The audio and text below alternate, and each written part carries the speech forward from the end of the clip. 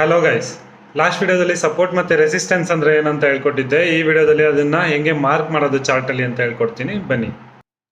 Support ಮತ್ತು ರೆಸಿಸ್ಟೆನ್ಸ್ಗೆ example ಇಲ್ಲಿದೆ ನೋಡಿ. ಫಸ್ಟು ಸಪೋರ್ಟ್ನ ಮಾರ್ಕ್ ಮಾಡೋಣ. ಇಲ್ಲೊಂದು ಸಪೋರ್ಟ್ ಲೈನ್ ಮಾರ್ಕ್ ಮಾಡ್ತಿದ್ದೀನಿ. ಇಲ್ಲಿ ಮಾರ್ಕೆಟು ಮಲ್ಟಿಪಲ್ ಟೈಮ್ಸು ಟಚ್ ಆಗಿದೆ. 1 time, 2 time, 3rd time, 4th time.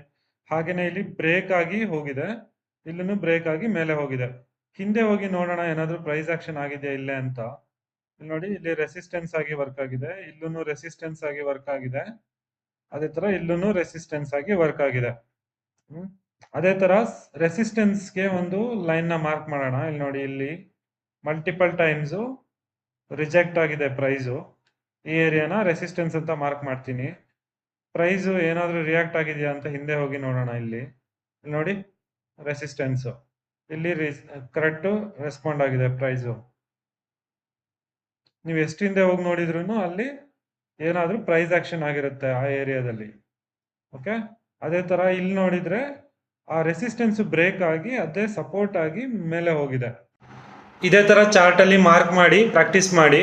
ಈ ಸೀರೀಸ್ ನಿಮಗೆ ಯೂಸ್ಫುಲ್ ಆಗ್ತಿದೆ ಅಂತ ಹೇಳಿದ್ರೆ ಕಮೆಂಟ್ ಮಾಡಿ, ಮೋರ್ ವಿಡಿಯೋಸ್ ಮಾಡ್ತೀನಿ ನಾನು.